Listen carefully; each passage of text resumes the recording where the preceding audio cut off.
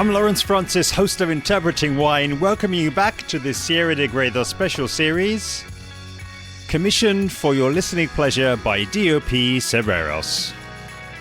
In part 1 of the series, in episode 551, I sat down with Danny Landy and Daniel Ramos, where we discussed the region's cultural history and started to explore the changing face of Gredos and the evolving community of winemakers and terroirs. And in part 2, in episode 558, I invited you with me to virtually attend the Conectando Gredos Fair, where we met 4 growers and 2 international attendees at this must-visit annual event. And today we close out the series in what I think is the most logical of places, out in the vineyards of Sierra de Gredos. This landmark episode serves as a virtual tour of 3 representative zones of the region, each stop showing a different face, with different altitudes, soils, temperature and rainfall.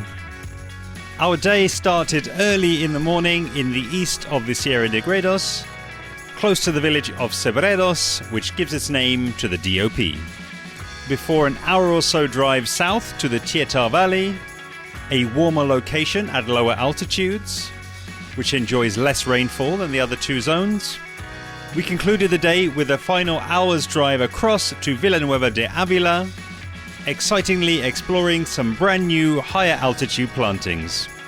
Each stop held in the company of local growers who are working with the land. These young and diverse voices again reinforcing that something special is happening right now in the Sierra de Gredos, and the growers and the DOP Cebreros all invite you to listen in, learn and get involved with what's happening. Enjoy! So first up is Pete Irvine, a qualified geologist originally hailing from New Zealand, who now calls Sierra de Gredos home. He tells us his origin story before describing the 1.3 hectare site he farms called Las Rocosas. 2023 was his first vintage from this site, which he was almost at the point of bottling when I visited. And for context, Diego Ortega of the DOP Cebreros drove Pete and I up to the Las Rocosas site around 10 minutes outside of Cebreros, and it was around 9 a.m. when we took a walk up to the top of the vineyard, from where it was possible to see the entire vineyard below and the Alberche Valley opening out beyond. My name's Pete Irvine. I've been here in Gredos since January 2023 is when I arrived. I've been in the wine industry since 2016, roughly. I did a postgraduate diploma in wine science in Auckland. My background before that was as a geologist. Studied geology in New Zealand, 4-year degree, and I was working in Australia and New Zealand in mining exploration for gold and coal for a number of years. At that point in my life, I wasn't so into wine. I hadn't made the connection. Things passed, things changed. I ended up with a job as a tour guide in my home country around 2013. Started going to bodegas, driving clients, talking to people about wine, tasting wine, looking at the land, finding out about the connection, intrinsic connection with geology. It fascinated me. I just kept on tasting, trying, spent a year in Hong Kong, did a course, and then I just took the plunge. I went back to uni and I studied for another year. I did a postgraduate diploma in wine science at the University of Auckland. Ever since that point, 2016, when I did that, I have been around the world chasing vintages, trying to learn as much as I can. I've spent a vintage in France in Ron with Grayo. I've spent a vintage in Chile with Matatic in San Antonio Valley. I've worked in my home country, a couple of vintages in the South Island. I'm originally from Nelson, a small town at the top, so I've done a vintage there. I've done a vintage in Central Otago. Working with Pinot Noir, New Zealand varieties, So the Grenache is very different to me, although it's what really attracted me here, to be honest. I spent 2019 with Olivier Riviere in Rioja, and I just remember tasting out of his Foudre, the Garnacha, and it reminded me, it had a lot of connections with Pinot, that light, ethereal, mineral wine that we have in New Zealand, and Burgundy, you could say. From that point onwards, 2019, I knew I wanted to come back to Spain again. COVID happened, some years passed. I carried on working back in New Zealand, Central Otago, until 2022 I returned to Spain with the idea of actually looking for a project. It was my idea. And I ended up working again in Rioja in 22 vintage. I'd spent a little bit of time in La Palma, where Ariana had been before then. I'm fascinated by volcanism, being a geologist too, and volcanic wines is what brought me down there. I initially wanted to stay, which is very hard for a foreigner at that point with my limited level of Spanish. I spent 4 months there. But yeah, I had connections in Rioja from 2019, so I went back and did vintage. And from that point, vintage finishing, I got in touch with Daniel Ramos here. I guess I found Gredos through an internet search. I didn't know about it like everyone else, you know, like I looked for granite soils, I looked for garnacha, what came up, you know, Priorat, Aragon, this little place called Sierra de Gredos, which was an hour from Madrid. So I got in touch with Daniel because I knew he was born in Australia. I'd read about his bio. He got back to me, and so by December 22 I came up here for a visit. At that point I was just riding a motorbike and he was so nice. He took me tasting in his bodega, showed me his parcels in Los Tarancos, I remember. Incredible vineyard in El Tiemblo, high up in the chestnut forest. He introduced me to Barabara and Ruben in Cebreros. And I went away for Christmas, and a few weeks later Daniel got back to me because I stated interest. I thought, look, I'm potentially looking for a project. I'd love the privilege of being able to stay in Spain and start a project because I see potential, especially in this area. I'd been here now and I'd seen the mountains. It just reminds me, especially this basin here in El Tiemblo Cebreros, reminds me a lot of Central Otago. Sure. I see parallels, and garnacha fascinates me. Obviously, we talked about that. Yeah. So he said, look, this vineyard I've had for the last several years, I'm not going to take it this year, and if you want to come, it's 1.3 hectares, and we can talk to the owner and you can potentially rent it. So came back in January. The rest is history. We'll get into it a little bit later probably, but what we're calling for the time being Las Rocosas vineyard. And I think where we will end up and the path we will take is, of course, focusing on this vineyard, your observations, you know, your very personal, informed observations, and I guess what Daniel has probably told you as well, through his experience working the land as well, and what, as always in this region, what, you know, the abuelos and the previous owners have told him. So, you know, again, this is what I think is so fascinating, building on kind of all of that knowledge. But I think what would be really helpful, again, for me and for the listener is just to give us, you know, again, based on your experience and what you've been told, you know, what exactly are we looking at here? Because, you know, your suggestion, and I think it's absolutely the best place to start. You know, we came into the vineyard at the bottom by the road, but we've walked up to the top. So we've got this, you know, incredible open view in front of us here, where we're seeing the vineyard, but then also we're seeing what lies beyond. We're looking down into the town of Cebreros, and we're seeing the mountain range behind us. So again, in whatever way makes sense, what exactly are we kind of looking at here? What's a kind of high level snapshot of this view? Yeah, so we're sitting at around 700 metres here, looking across the valley of Alberche, straight directly in line with Cebreros to the north. We're on a north face. As you can see, the vineyard has got a little inclination. It's not flat. Flattens out at the bottom. Very rocky place. There's stone walls. These stone walls, the story is, according to Daniel, all of the old timers when they planted here in 1935 would have taken these rocks from this rocky site and just built walls with them, retaining walls, places to put prunings, cuttings, and just cleared the land essentially to plant. The vineyard was planted according to the DOP in 1935. We've got around 1,800 vines here, 99% garnacha. We have some white varieties, which we've got ideas as to what they are, but we haven't identified them perfectly, and a little bit of Aragon Fino as well, which is later ripening. But it's, you know, most of it's garnacha. As we talked about, Cebreros, El Tiemblo zone, La Ladera, all around behind El Tiemblo, we have the schist. So as we walked up to the vineyard, we saw clear outcrop of that interaction, that contact between schist, foliated muscovite-rich brown schist, and more decomposed white granite. Okay, so this vineyard tends to have more of the schist at the top. I think some of these fingers come down and interact with the basal granite. Gives a foliation. This is great for the roots of the plant, kind of goes down the cracks and searches for water as well. I talked about we have water table here quite high, I believe. There's a well in the middle of the vineyard, which I can show you later. We have a little arroyo stream down the bottom. So it's such a an amazing thing to have 2 lithologies to work with. I'm going to vinify it as a single parcel, but you're getting different characteristics from both soil types for sure. Yeah. Vegetation-wise, we've got pine trees, juniper. There's a lot of juniper. There's lavender, which has just flowered, just gone through. We've got wild thyme, lots of grass, lots of dandelion flowers. It's really a picture in the summer. So, yeah, I love it.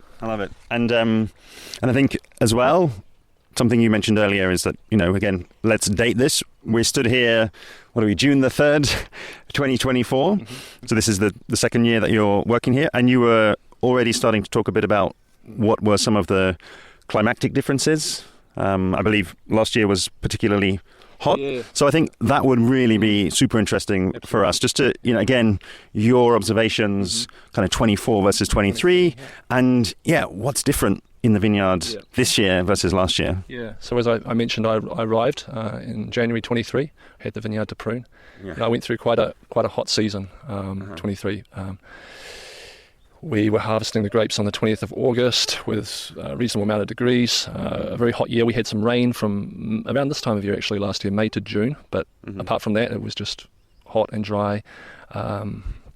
This spring has been completely different. March, April, so much more rain, so much cooler. May, even into May. So I've noticed that the weeds and the herbs are just almost out of control. They're growing so much more than they did last year.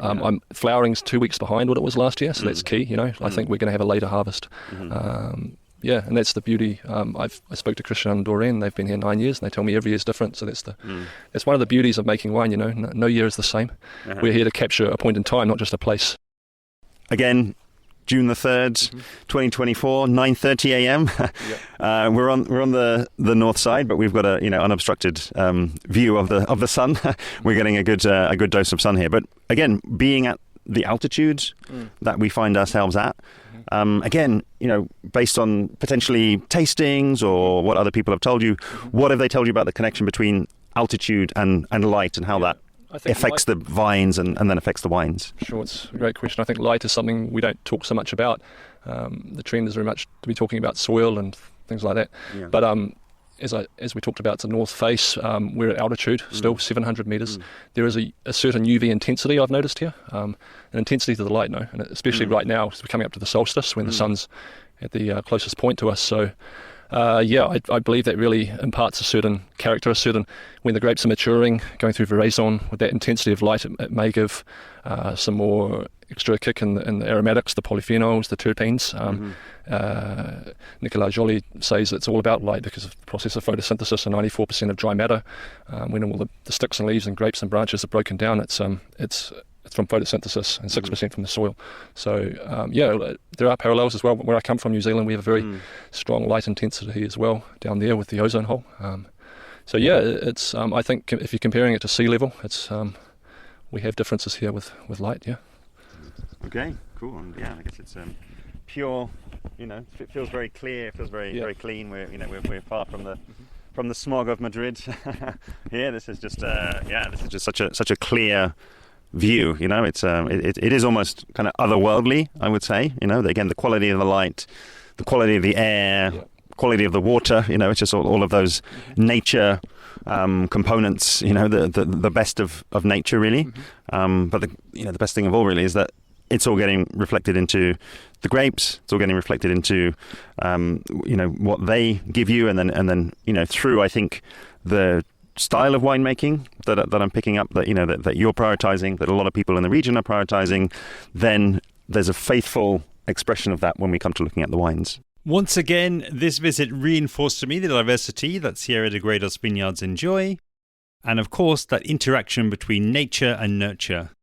The sloping vineyard and dry stone wall creating microclimates within the vineyard, and seeing those co-planted red and white varieties, and later tasting the barrel samples, these had been vinified as essentially the top and bottom parts of the vineyard, capturing and expressing those two very different microclimates. For our next stop, we headed south into what is known to be the hotter part of the Sierra de Gredos, most strongly influenced by the Tietár Valley, really starting to expose some of the regional differences within the Sierra de Gredos. Interestingly, this part of Gredos has a relatively smaller number of projects, and we headed to one of the newest, Huellas de Tietár, meaning the fingerprints of Tietár.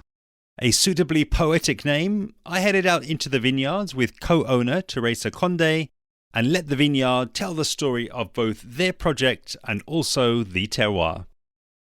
Hi everyone, this is Teresa Conde. I'm the managing director of Bodega Huellas del Tietár, and just with my husband Victor Diaz, we are developing this project that it was a dream, but now is a reality for us. When you ask me how we started this project, this started in 2013 with my father and some friends here in Lanzahita, the village what we are today. And in some of their walks into this mountain that we can see here that is called La Avantera, that we are in the south of Gredos, they start looking around, and they looked at those vineyards, this vineyard that where we are today, that an old vineyard with 70 years old. It has been abandoned, or they were, taking out the plants to another part of Spain. So it was really sad, how this natural heritage, we were losing it. So they start recovering these plants in a totally non-professional way. They start looking which wine was coming from those vineyards, and they were just having fun. So at the same time, this PDO of Cebreros, it was being creating. So and in 4 years later, in 2017, they decide that my father decided to build the Huellas del Tietár winery. And I decided that it was a good idea to join him. So I was a little bit crazy, so I stopped my job and decided to join him. So this is how we started, and then my husband joined us as well. And I don't know, it was just we started making wine. Also an enologue come with us. We were crazy, but not that much. And she was the one that helped us, I don't know, in the technical thing, no? We all together decide which kind of wine we wanted to make. So she was, helping us in every step, no? And we started to do a tourism. So the people come, visit us, we start telling our story. Yep. And then the pandemic came, COVID came, so we have to stop doing these activities, and also the commercial, everything. Yeah. So then we decide to start doing these activities in the outside. So the people came, got in love of these, areas, and they start asking us. We want to celebrate things here, in this part. So we also start doing some events, weddings, celebrating life in general. Sure. And also people was asking us that they wanted to have lunch, to try this area gastronomy and everything. So we decided to build our restaurant because wine restaurant, the winery and everything. So we decided that was a good idea to do that. And also to make people, to know this area, the territory, the local products, the gastronomy and everything.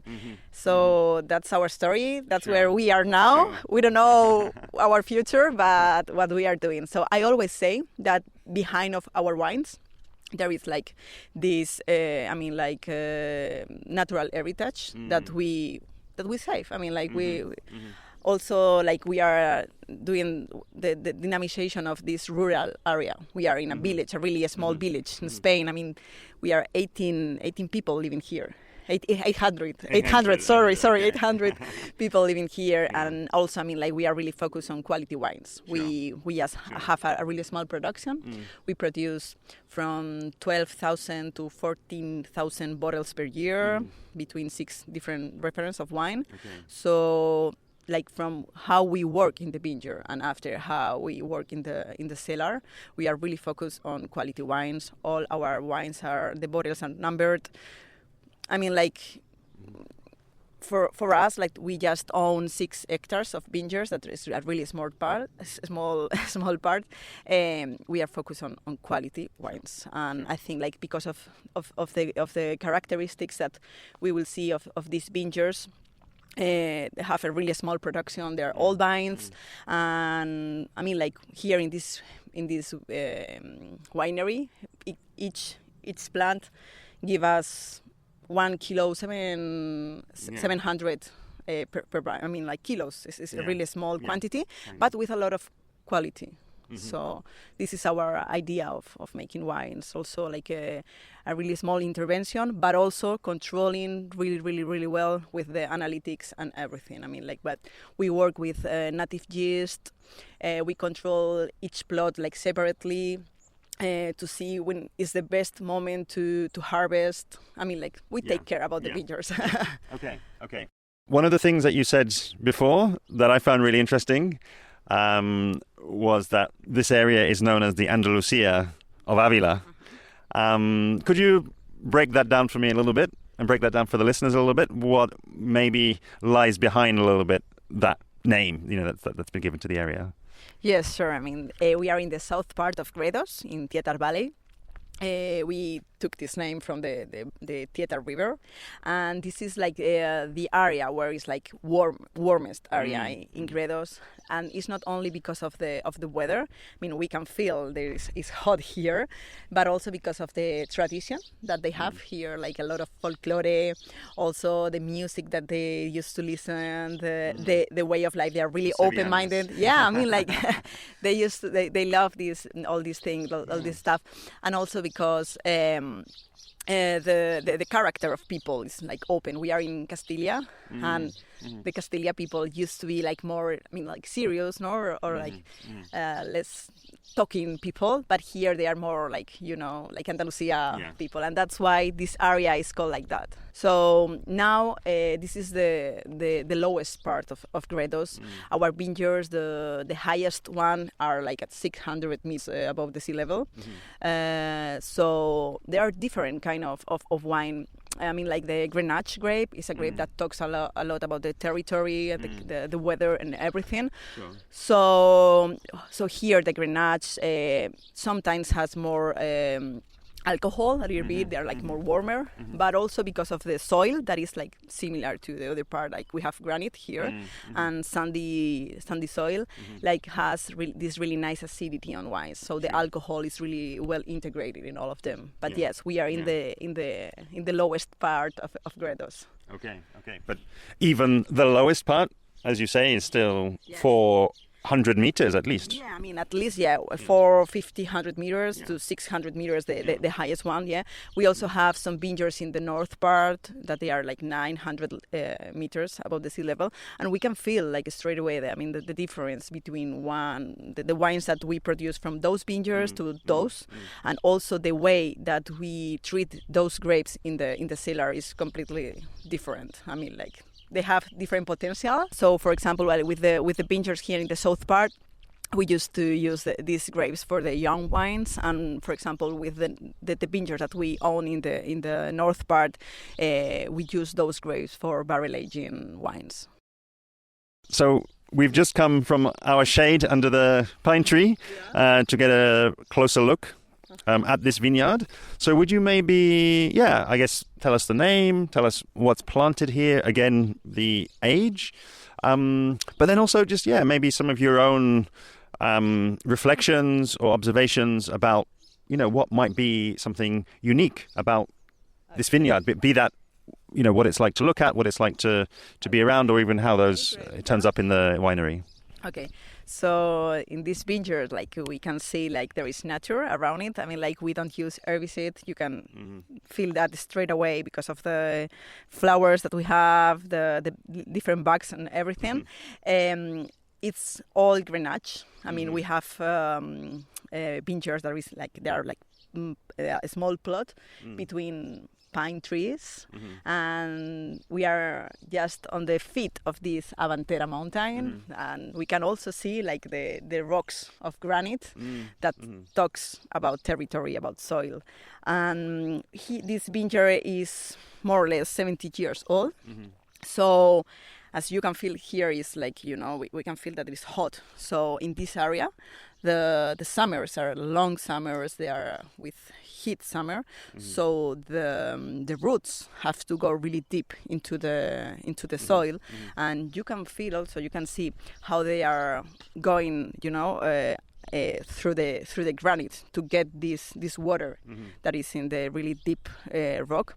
So they can access not only this water, also to these nutrients that plants that are, they are watery plants, they don't get to this, okay? Sure. We, with the pruning that we do, we do two kind of prunings. The first one in the winter pruning, and then during the spring, we do the green pruning, and we try to make the vines like really, with really air, a lot of air. I mean, like to avoid all this illness, no? Because also this area is really is the area where rain the most. Okay, so this is important because we have the heat and also we have the rain, and all the work that we do is preventive. Okay, we just on the leaves of the plant, and this is where we are. I mean, like the vineyard that we see. And before it was making wine, or before you took I over? mean, like all this area of Gredos, they were of people that they were doing their own wines. I mean, like they have the small plots and they're doing their own wines, and they were selling some grapes to the cooperatives. Okay, but some of them we bought them. Another they are rent for several years, and they were from the council of Lanzahita, and they just gave us to take care of them. And so this vineyard was one of the first one that we took, because of as you can see, we were like with the 4x4 car. Some of them are really difficult to access, but this one was one of the easiest one of access, so we decided that was a nice one to take. Sure. Okay, and I think final question out in the vineyard before we head back to the winery and taste something. I'm also curious because it seems as though, the Valle de Tietár, it's, as you say, it's a little bit different, I guess, from the other zones. It has a different weather, different everything, a rain pattern, different terroir. Let's just say that. But is it true there as well that there are maybe even fewer projects here than we might find in other places? So I wonder, maybe say something a little bit about, I guess maybe the potential, like what could be happening. I mean, are we even still in a moment where there are still abandoned vineyards? Yeah, definitely. I mean, like this area is where we are like a few projects, and one of the reasons is the weather that we have here. I think like we have to face like difficult times with climate change, and this is true that we have to change our way of making wine. Definitely in the cellar, our enologue had to fight a lot with those grapes and vineyards. Why?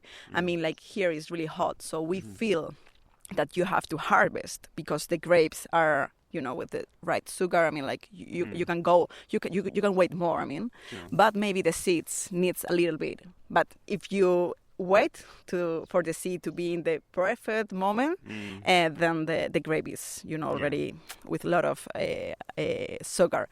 So we had to experiment a lot with those vineyards to have like the perfect wine for these vineyards. So I guess that because of maybe also this area, we are like a little bit far away. I mean, more far than the other projects from Madrid. Madrid is the capital, so maybe this area is poorer than the others. And there is a lot of things I think that are the reason why here there are less projects. No, also because of the altitude that we have, the weather. I think everything make also. I mean, like the cellars that we are here, and here there is like less extension of vineyard. More of these vineyard were abandoned, so a lot of vineyards were impossible to recover. They were already lost. Sure. I think this is the reason why. But again, as far as you see, I mean, you're obviously here. You're I think doing great things in terms of building, as I say, enotourism, and you see already the interest, I guess, when you bring groups here. So maybe just to close off this part, maybe say something about the potential that you see. So actually, like we won prizes from and some medals, gold medals with our wines that were made from these vineyards in Grenache du Mont with our wine Comisura, and it's a really fresh wine. But we had to learn how to work in the vineyard and how to work in the winery. And the people here, this area is really green. It's like because of the rain, and it's beautiful to go and to see all the animals, the nature surrounding this area. And a lot of water, so like to swim, to do like some sports of like kayaking, and also the horses. So people that came from Madrid and other parts, they see this like Vergel, we call it here Vergel, no? That is really green part of Gredos, and people got in love of this area. So for me, there is like clearly a potential in here, and we are seeing that we are developing different projects because people is demanding that. Sure. Sometimes I think we try to simplify things too much. I think too much I see, from my opinion, is we say that we can tell how a wine is going to taste straight from its alcohol percentage. And it's not always the case. I've been fooled by so many garnachas here that on the label it's 17 or it's 17.5%. And a little bit of chill on there. You put it in the glass. You don't tell anyone that it's 17.5%, and you might think it's 11 or 12. It doesn't have the tannins. It doesn't have the kind of difficulty to drink. Very easy to drink, like a rosé almost. But again, the high alcohol, if you just look at that, it would kind of fool you. And I just wonder if maybe there's something happening here as well, where people are maybe getting a little bit fooled. All the things you've said. The lower altitude, the warmer temperatures, maybe a little bit the rain as well. It almost sounds like a recipe for massive wines, and huge wines to be drinking. But as you say, you can adapt, and you can actually still get something that is still very much representative of, I think, what Gredos is really becoming known for, which is, again, that fresh, world-class, high-altitude garnacha. Yeah, definitely. I mean, like, we are gonna taste Comisura.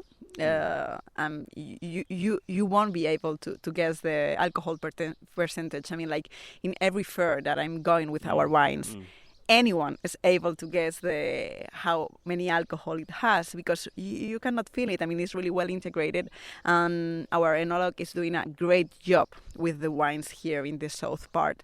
For sure, you got an idea, but then when you try the wines, it's like completely different. Like, because we are experimenting a lot with those vineyards and the wines, and yeah, for sure you will taste later and you will realize that yes, we can make really excellent wines with those vineyards. Love it. Just to give a little bit the visual, so we've now traveled down from the vineyard back to the estate, the finca, whatever we call it, where we find the bodega, where we find your newly opened restaurant. And you've chosen 3 wines, just to, again, give us an insight into how what we've just spoken about will turn up. And I think the logical place to start really is kind of back to front, because we're going to be looking at a white, a rosé, and a red. But let's talk first about the red, because this is the garnacha, which comes from the vineyard that we just saw. So we've got a direct link here. So, tell us a little bit about this wine, Comisura. As you go, again, no need to be overly technical, but I think it will be interesting more than anything just to make a link back to what we just spoke about in terms of it. It's coming from a hot place, it's coming from somewhere that gets a lot of rain, and again, that's not at so much altitude that we might expect in Gredos. Yeah, actually, even though maybe all this description that you have made maybe let us know that there will be other kind of wine, we can find here that we have a very fresh, direct, agile wine that you cannot feel this alcohol at all. I mean, with this acidity, and I also say that it's a really fresh garnacha that talks about this area. It comes from a vineyard that is like 500 meters above the sea level, more or less. Sure. All vines of 70 years old. And actually, I'm not gonna lie to you, but for us it was really difficult to end with this wine. I mean, like years of trying different ways in the cellar, and finally we got that we really wanted, no, to get this potential of this vineyard. So one of our secrets, I'm gonna It's all coming out. everything coming out, is like, for example, during alcoholic fermentation. We take out the skins. Okay, we take out the skins, and that's why it's kind of this color is like medium. I mean that you don't have a lot of color in this wine, and it surprises you because you see the wine on the glass, and you don't expect the flavor of this wine later. And this is Comisura Tinto. I mean, like. The young wine of the winery, actually, because it's one of the last wines that we released. We started with our white one, then some like the rosé, and this young one, because we were struggling, is the last that came, but a really good one. I mean, like with 93 recommends the counterpoints. We also got the gold medal. In another occasion, the silver medal in Grenache du Monde. So I think it's a really nice wine. I'm also interested, and I think this, again, makes sense. We're going back to front. So now let's talk about the Rosado, because, again, this will enable us to talk about a different site, one which we haven't visited, but which, maybe gives a different look into the Valle de Tietár. So, maybe tell us a little bit about, firstly, the origin of these grapes before, of course, talking about the wine that we see in the glass. Yeah, okay. So this rosé comes from the other part of Gredos, the north part. We are talking about a different area. I mean, like, same soil, but different altitude. We are talking, we are in 900 meters above the sea level. Also, old vineyards of Grenache, 70, 80 years old, more or less. But we saw that those vineyards have the potential to elaborate a really fresh rosé. Before, in the past, we started elaborating our rosé from the south vineyards, but it was a rosé, a bottle-aged rosé with another profile. And we wanted another thing, like really like much fresh, you know. So this is the rosé that we are elaborating now, with this pale color, like different color. And I mean, like 8 hours with the skins, and we already got this color. But it's more pale than the one that we used to elaborate in the past. And the Bendita Frescura, the name means blessed freshness, is the translation, more or less. And it's because it's a really fresh wine. We here in Spain, I don't know in England, but here in Spain there is not a lot of culture of rosé wines. And I think that here in Gredos, we elaborate a really nice rosé. I mean, like with this Grenache grape, and this is a grape that again has a really nice potential for elaborating rosé wines. The reason that, because of the small production of this rosé, is that here in Spain we don't drink a lot of rosé, but we know that abroad is more famous. Yeah. We love rosé. Yeah. I love rosé. The reason that I wanted to finish with the white rather than starting with the white is actually because I think there's a bit more to be said here as well, because this is, I believe, a grape that has had an interesting history. It maybe was at the point of disappearing completely, and you know, as we know, this is happening in many regions around the world, and it's maybe the first grape that we've met on our journey here in Gredos which had that fate, which was at the point of disappearing. So maybe, first of all, just introduce us a little bit to the history of the grape and potentially, some of the reasons why it was, it was disappearing, and then also some of the work that's been done already to recuperate that grape, let's say. Herguijuela is a grape, a white variety that comes from this area in Tietár Valley, specific to a village that is called Pedro Bernardo here next to Lanzahita. We are neighbors.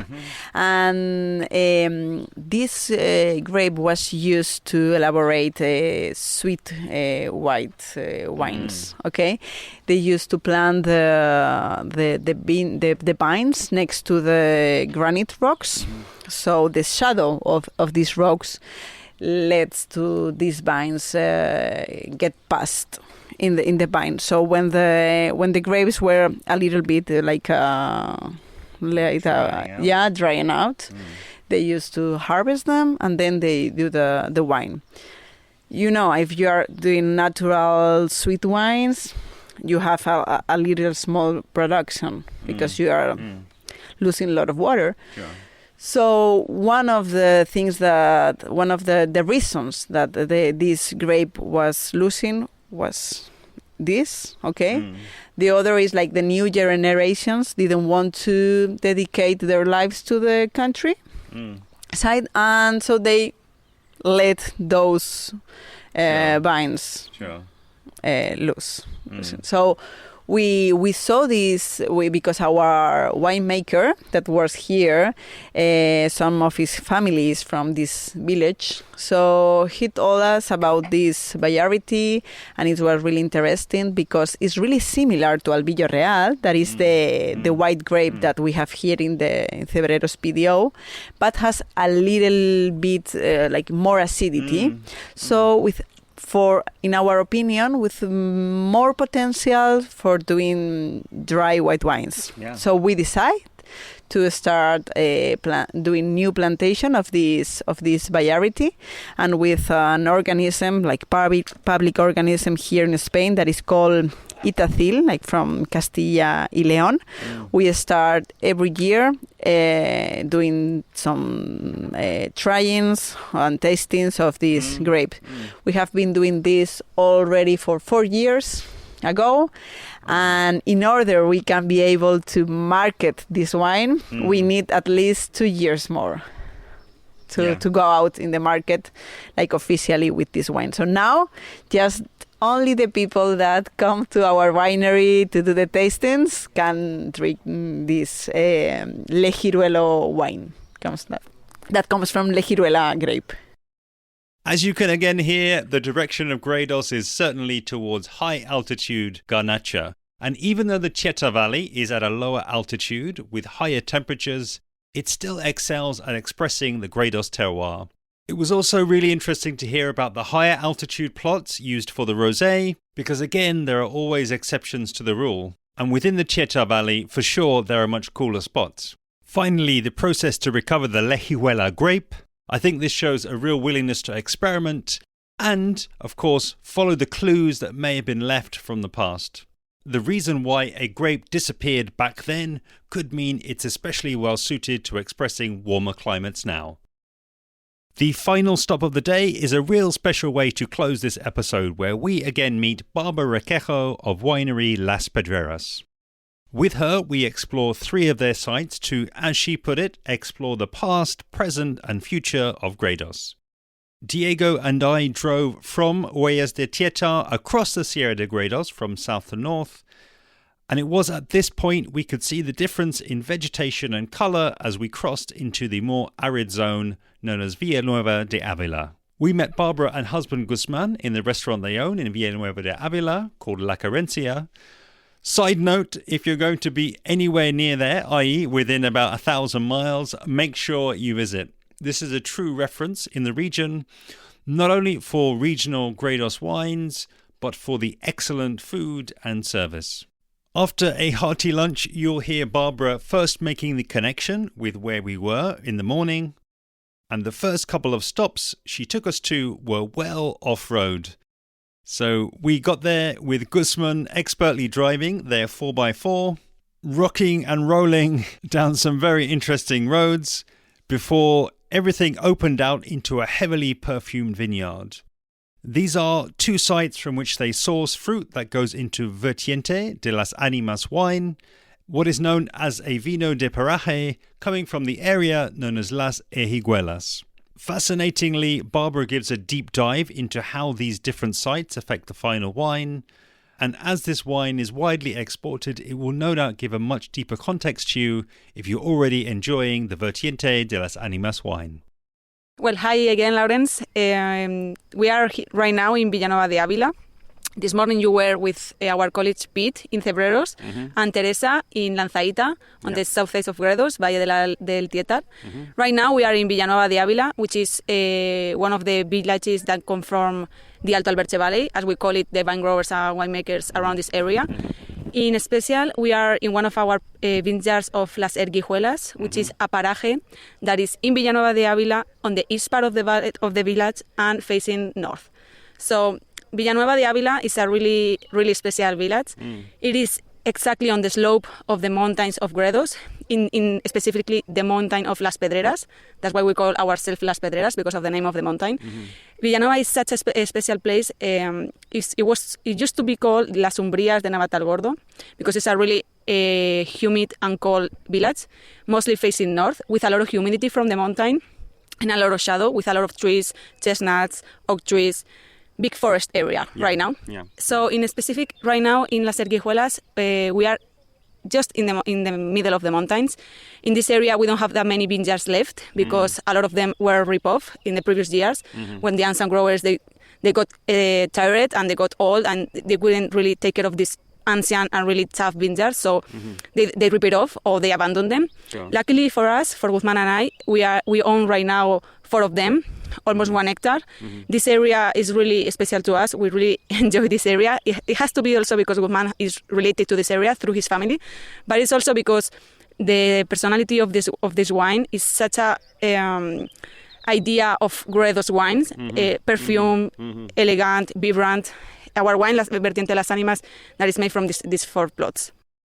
The challenge, I think, is to really kind of transmit where we are. I'll give my first impressions, but I think it would be great for you to fill in as well. I think some of the history of these surroundings, but I don't think I've ever been in a vineyard that's almost so closely marked by forest and what I can see as overgrowth on every single side. So we came up let's say a tough road just now, quite difficult with 4x4, but yeah, could you just again fill the listener in on a little bit what exactly is around us and kind of from what seems to me very close to the vineyard, quite impenetrable forest and overgrowth that's here. Yeah, it's funny because this is part of our landscape, but every year you feel like you are fighting the forest. Every year you have to do a lot of work of cleaning your margins on this kind of vineyards because the forest is growing and growing. You have the black roses, you have the piornos, you have oak trees, pine trees that are growing and growing, and you have to not fight, because I don't like the word fight, but you have to, respect the limits because between your vineyard and the forest. Right now we are in La Viña de Segundo. So this is a really small plot, 1,400 square meters. It's a vineyard that we have been recovering for the last 3 years. Right now it's really pleasant for us to see the alive soils and the green of the plants growing, especially after the last month that we suffered a really big frost in this area. So we have a small terrace that are they were built by hand. Sometimes you have to take the time and think how people in the ancient days plant this, because this was made 90 years ago by hand with cows and with men. That's it. And you find plants that are in the middle of the rock. How they could do it, But it's really wild. At some point, it's wild, but it's also the hand of the man in the forest, in the landscape. So, I think the thing that really hit me just now as we came out of the car and walked a little bit down were just the smells, I guess, that are coming from the forest. So again, all of those, those plants that you mentioned, the rock rose, the pines, a ton of other herbs, I'm sure, as well, and shrubs. They're all very vibrant, aren't they? They seem to be putting out this kind of strong energy, I would say, and it's in a very alive place. But it sounds as though that's also actually transmitting itself somehow into, as you say, the wines that come, but of course through that into the vines that we have growing. Definitely, yeah, definitely. Everything that surrounds the vineyards, they have an impact on the grapes. You can feel it. You can feel the smell of the black roses clearly on some of the wines from this area. You can feel the wild lavender, the wild thyme. It's really present in our wines, yeah. Okay.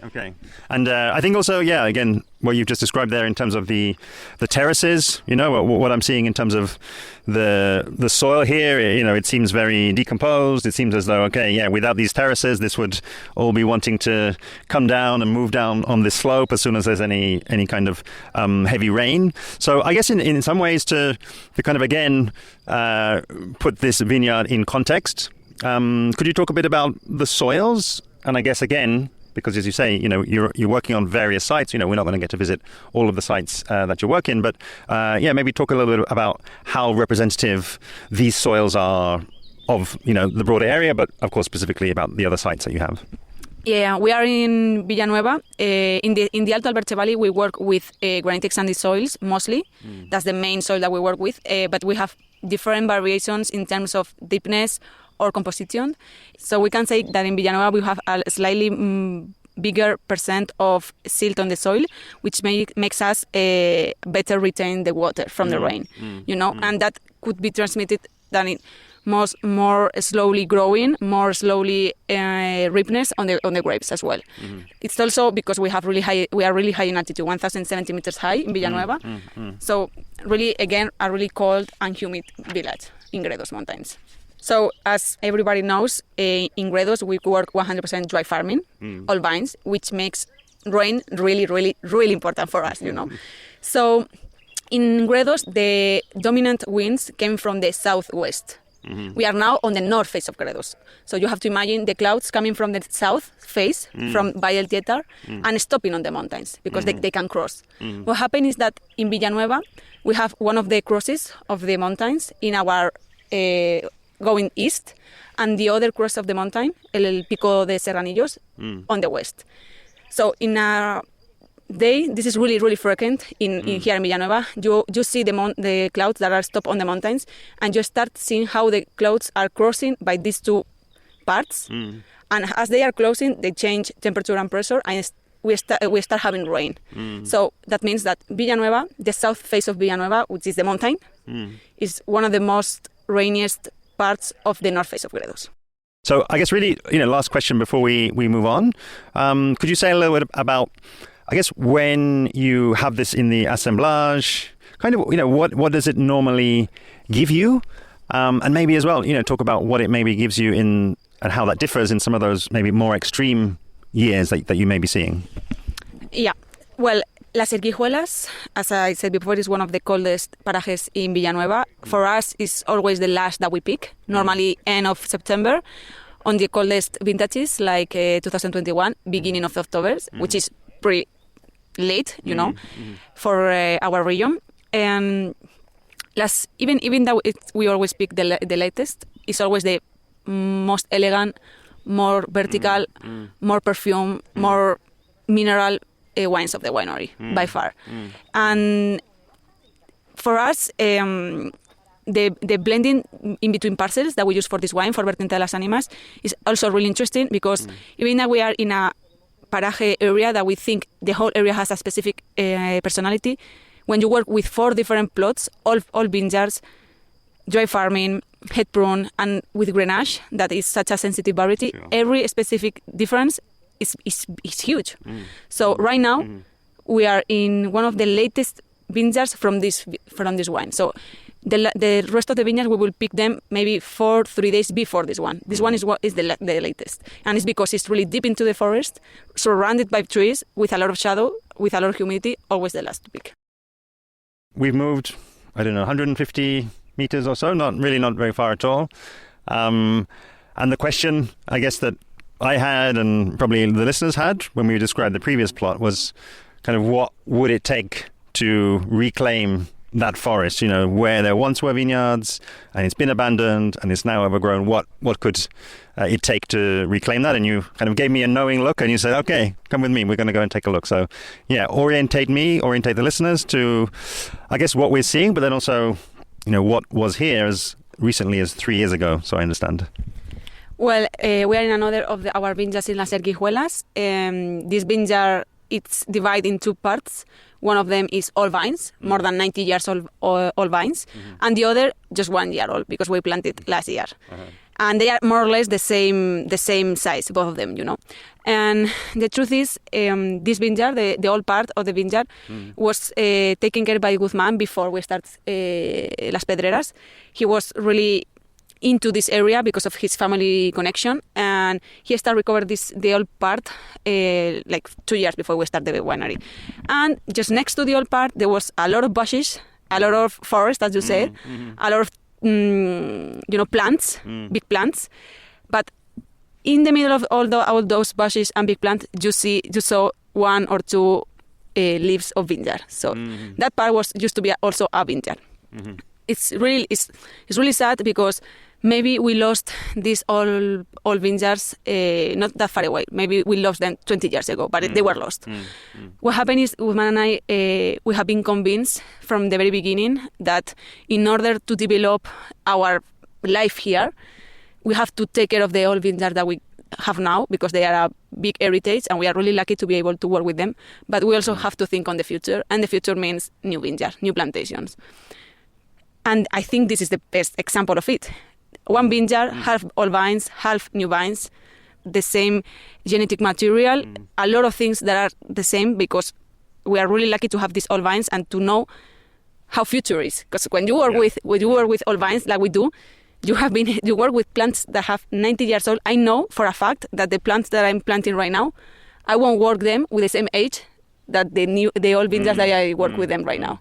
And again, no, this is super interesting. I mean, it feels a little bit more, I don't know, like held back, if you like, or restrained, the forest here, because we've got these dry stone walls all around. But again, just on the walk in here, you mentioned the culture of the dry stone walls. So I don't know if there's something more or even just the same, just to share a little bit about this history and what that tells us about this region as well. Yeah, of course. I mean, these walls are one of the biggest heritage of the area as well.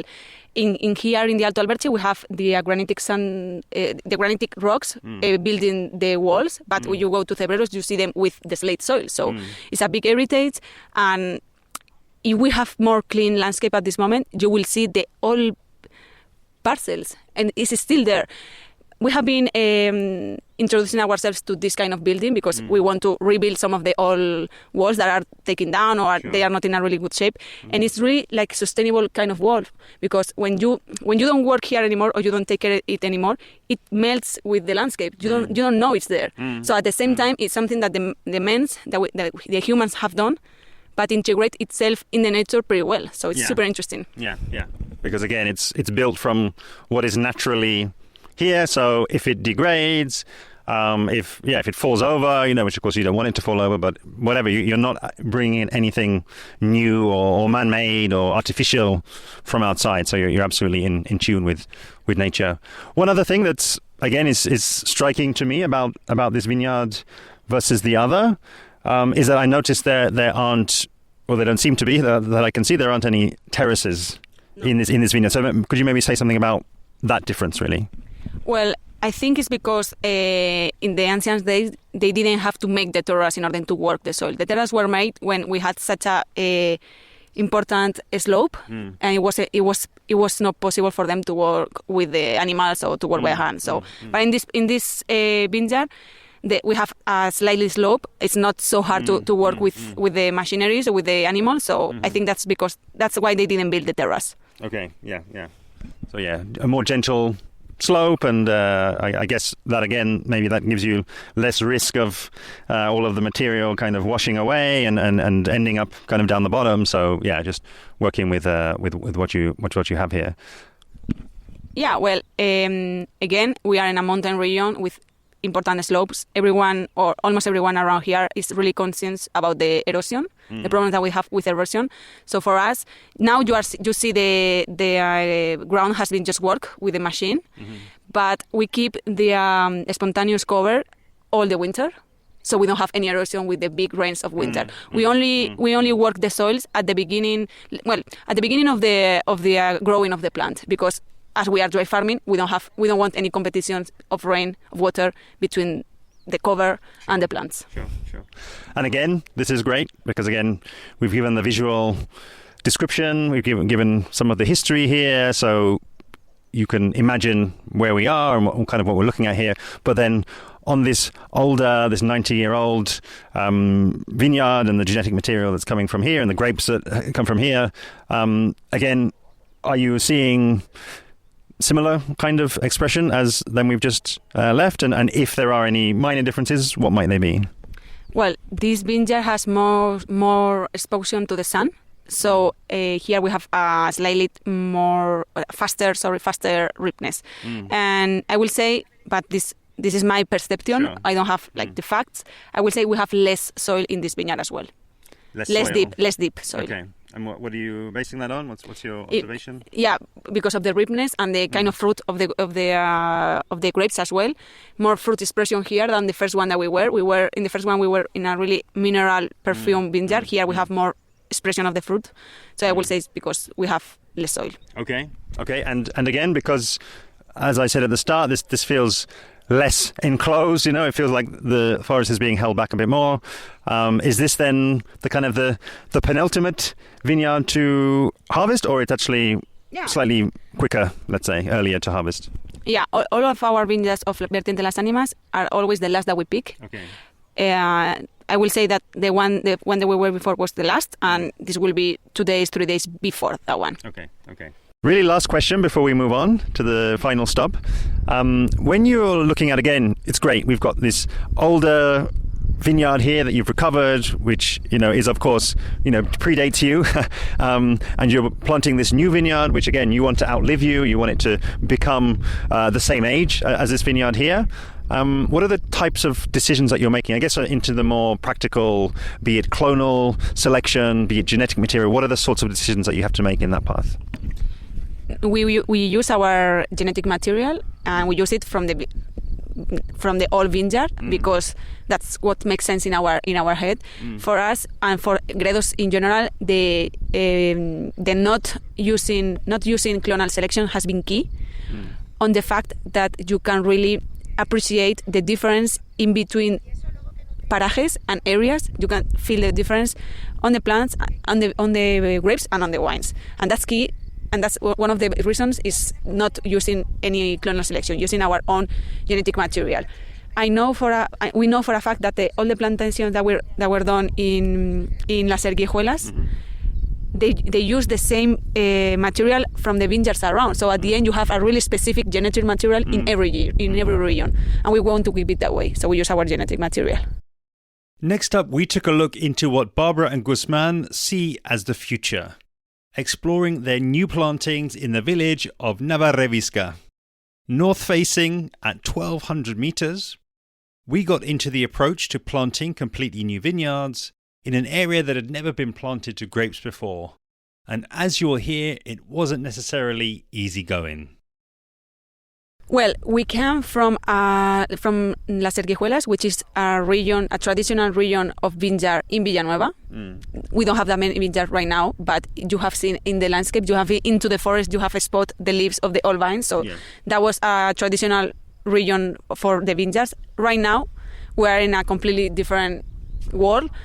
We are in a paraje called El Peñascoso, or La Encaravenera. It has many names. We are trying to focus, But we are in Navarrevisca in an area that has never been cultivated for vineyard. It was cultivated for cereals for the animals, mostly, and for animals itself, for cows mostly. Because Navarrevisca is a village that is really, really, really into the mountains. And the climate, when they used to plant vineyards 90 years ago, it was not possible to plant the vineyards in this village. Now, because of the global warming, this has changed, and now we can plant 1,200 meters high, dry farming. That's what we wanted to do in Las Pedreras, and that's what we are doing. So, in summary, I think, what I've definitely got, and I'm absolutely loving this journey that we're going on, is effectively we're going into, and we've seen vineyards and sites that have been recovered, and especially, I guess, the first one, which is still the forest is fighting to kind of reclaim it, if you like. The second vineyard we were there, it's been reclaimed, but then also replanted and new plantings going on, and now completely new plantings and new locations. So there, I guess there was really no forest to sort of fight with here. But again, as I understand, this, as you say, new area of cultivation, other risks, right? The risks are not from the forest and incursions there. So I guess the big question that I have, because, as again, we'll describe in detail, how this looks, and we'll talk a bit about the early life of this vineyard.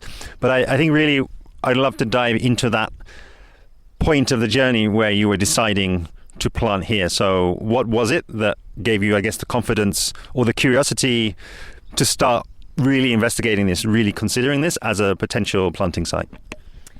Well, I've been wanting to plant vineyard in Gredos since the very first moment that I arrived here, because all vines are amazing, but it's clear to me that the region needs a regeneration in terms of new plantation. And honestly, I would never thought I would do it in such a spectacular place like this one. That was not even in my dreams, but we were lucky, and this spot really was on Woodman's family. It belongs to Woodman's family. Again, the family, his father, the one that tipped us. Okay, I remember my family had a big land, meaning 1 hectare. That's a big land, okay, here. I remember my family had a big land where we used to plant rye for the animals. But it's really high in the mountains. It's really, I don't know. And we were, okay, let's go, let's check it. And we came. We really didn't even see the actual plot because it was completely covered by the rime or the rime that it was here. But Guzman and I, honestly, from the very moment we were convinced that we could do something here. Again, we were scared because. We put all of our savings in this plantation, and it was a big risk because it has never been done. But I know there are vineyards in other more limited places in the world, and I said, okay, if we want to do something different, we need to take the chance and take the risk, and we did. And so far, it has been a journey. We planted this vineyard in 2022, and that was a really good spring in terms of snow and rain. But the summer was horrible. Was the warmest and driest summer that we had here so far. So it was really stressful for the plants. This has been completely and strict dry farming. We have never irrigated these plants. And then in the first winter of this plantation, as this soil has never been treated with glyphosate or other chemicals, it was really pure. And we have a lot of life in the soils. So we had a small worm, that is called medianoche or malduerme, that hits the buds when they are starting to grow. Okay. So that happened the first winter, and it was a hit. And then this last winter, we had the frost that happened 1 month ago, in the 23rd of April. And this vineyard was really hit as well. But it's amazing. The vineyard is amazing. Really working with vineyard is amazing because you can see right now, Lawrence, the plants are alive. They are green. The side of the plants is almost 20 centimeters already. So this gives us confidence, Sure. Okay, and absolutely, as you say, I think climate change, new ways of thinking, creativity. But all of that being said, I have heard, and I guess I've kind of internalized a little bit the story in Gredos, which is 1,200 meters is kind of the limit, and again, potentially there are other limits again in terms of the zones that people were choosing to plant in. So again, I know it's complex. I know there are lots of factors kind of at play. But again, if you kind of looking back now and almost trying to imagine yourself, yourself and Guzman having those conversations. I guess, shall we do it? Shall we not? Is it too much of a risk? What do you think were maybe some of the key factors or the key conversations or the key discoveries, maybe beyond intuition? Actually some of the hard points, the hard data, let's say, that led you and kind of pushed you to take that chance? Well, in my case is that I've been doing harvest all around the world, and I've been working in places where the vineyard was in a really limit situation, like Quartz Reef, Bendigo State in New Zealand, or Tara in Chile from the Desierto de Atacama. So I knew it was possible to plant vineyard in limit places. For us, it was more about planting the vineyard, dry farming, because we want to do dry farming, and every year is more and more complicated. And that's in my side. In Guzman's side, to be honest, I think it's just he's always confident. He was really confident, and it was something that we were building together from the very beginning. So for us, it was really exciting. But the other limit places that you mentioned around the world, presumably some or all of those were irrigating. Yeah, exactly. All of them. So again, was there a dry farming reference that you had to be able to say, okay, because that's a huge difference, right? To come into a limit place with irrigation versus non-irrigation. No, I didn't have any reference as a dry farming place like this one, but I figured that we are higher in altitude, and the key for us is to try to have snow in the winter time. And so far, this vineyard has had snow every single year, so that was the key for us. Okay. And obviously, we'll give you, the listeners, a real, deep overview of what's here, the area, and you talk a bit more about the aspect. But one of the first things that I noticed when we walked in was actually the number of rocks that there are, in between the rows and in the vineyards, and have been sort of cleared and moved and collected, if you like, to make this a kind of a planting site. Was that important? That those rocks are here, does that have some kind of water holding impact? Did that have any part at all? Really, we didn't know what was underground until the machine came and we started with the bulldozer. So we didn't know that there was so many rocks. Rocks is our landscape. We are really used to work with rocks everywhere, and it wasn't something that we were really thinking about it, but we expected about to have a lot of rocks up here. We didn't expect to have such a deep soil because we're really high in altitude. So we were really thinking about having less soil and more mother rock close to the plants, and we were surprised by that. Okay, so and then I think let's send up our imaginary drone now. Let's get a top-down view of this vineyard then, and what we see before us, and what do we essentially have? Yeah, well, again, as we talked before, we are really lucky because we work with such a incredible old vines. So this is really, really important because we know how we want to be our vineyards in the future. This is a good reference, because if you have to plant a vineyard with no 90 vineyards or reference in your head, you plant in another way. Okay, but for us, it's not, because we work with mostly old vines. So with that in mind, we wanted to do easier for ourselves the work on the soil, because at this point, every vineyard is really small. We can't really work with a big machine. Everything is done by hand and with a really small machine, and that is really, it's not fast, it's slow, and it takes a lot of time. And sometimes when you are having a complicated spring, you have a lot of rain, you can't go into the vineyard and start working, and then suddenly the rain stops and you have to work much quicker. So for that to be easier for us, we have planted in this new plantation to be able to work with a small tractor. So we keep the same density. Again, we keep the same density that the Villanueva, that's around 4,000 plants per hectare. But we try to reorganize the vineyard to be able to work with the tractor. Here we have Grenache, red Grenache, and some rows of white Grenache that we have planted just to experiment, because in the Alto Alberche Valley we don't have really white varieties so far. So we have planted 3 rows of white Grenache just to experiment. And yeah, we are in a vineyard that has around 10% of a slope, which is more than normal. what we are doing right now, we are in the third year of the plant. We are doing the work of the soil traditionally with the tractor, with not glyphosate and not any systemic or chemical in the soil at all.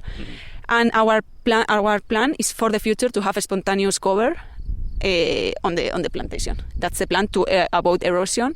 And we think this soil, because it's such a in a rich state right now, because year after year of not farming here makes the soil super rich, So we think it could be like a good spot to start this kind of farming. We have planted 1 hectare. In 2022, we planted the first hectare, because we had more land, but we didn't want to do everything in the first time, because we were taking step by step. And this year, 2024, we have planted again another hectare that we can go and see right now. Sure. Again, Grenache, again the same density of plantation, but just easier for the tractor to work the soils.